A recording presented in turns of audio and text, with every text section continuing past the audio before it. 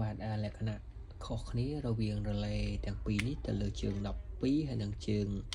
8គឺត្រង់ថាសម្រាប់ជើង8គឺវាមានជើង NO2 ហើយជើង NC2 ចំណែកឯជើង14គឺវាមានជើង NO4 ជើង NC4 ហើយតើតើមើលសម្គាល់ជើង NONC នោះគឺបងមើលទៅលើខាងចែកបាទ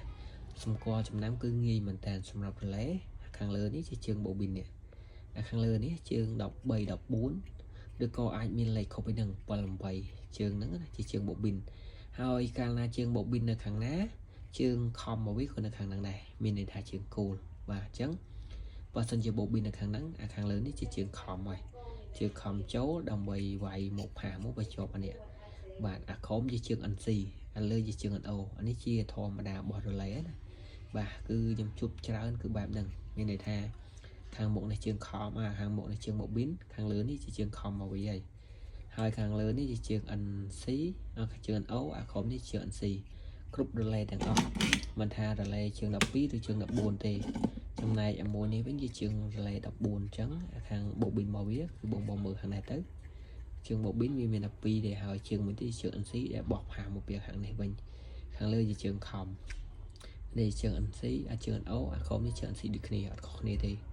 ហើយដើម្បីអាចដំណើរការបានគឺបងអ្នកគ្នា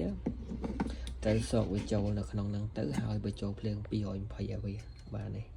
បញ្ចូលភ្លើង220ឲ្យវាទៅវានឹងដំណើរការហើយបងអាចយកអុំអាចចាក់បានអានេះណាបាទហើយសម្រាប់ដំណើរការបើសិនជា220យើងដាក់220 380យើងដាក់380ទៅ24 វ៉ុលឬក៏12 វ៉ុលយើងដាក់ភ្លើងតាម bobin របស់វាអានេះបាទអញ្ចឹងរលែគឺយើងអត់មានអីស្មុគស្មាញទេគឺគេប្រើវាដើម្បីផាសជើង NONC ដែលបងគ្នាត្រូវការដូចជាបោះជើងឆ្លងឆ្លើយឬក៏ត្រូវការជើងជំនួយជើងផ្សេងដើម្បីធ្វើ NONC អញ្ចឹងណាអញ្ចឹងរលែគឺវាមានជើងច្រើនគេយកមកប្រើបែបហ្នឹងអញ្ចឹងវាអត់មានដំណើរការអីលើសពីហ្នឹងទេយើងបញ្ចូលទៅភ្លើងវាទៅនៅពេលដែលវាសភាពធម្មតាដើរបែបនេះណាបាទដូចថាខ្ញុំមកចូលឲ្យមួយចុះបាទនៅពេលដែលវាអត់ដើរបែបនេះវានៅសភាពបែបហ្នឹងគឺវាមានសភាពជាជើង NC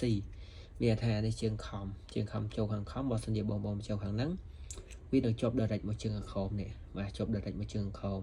ប៉ុន្តែនៅពេលដែលមានភ្លើងចូលគឺវាឆ្លាស់ពីជើងខំហ្នឹងមកភ្ជាប់ជើងខាងលើវិញគ្រប់ជើងទាំងអស់គឺគ្រប់រលែទាំងអស់គឺដំណើរការបែបហ្នឹងដែលបងអ្នកគ្នាយកទៅប្រើជាមួយជើងជំនួយឬក៏ផាសជាមួយពូឬក៏ជំនួយផ្សេងណាបាទអញ្ចឹងតើតើមួយរលែមានតែប៉ុណ្្នឹងទេអរគុណច្រើនបងប្អូនគ្នា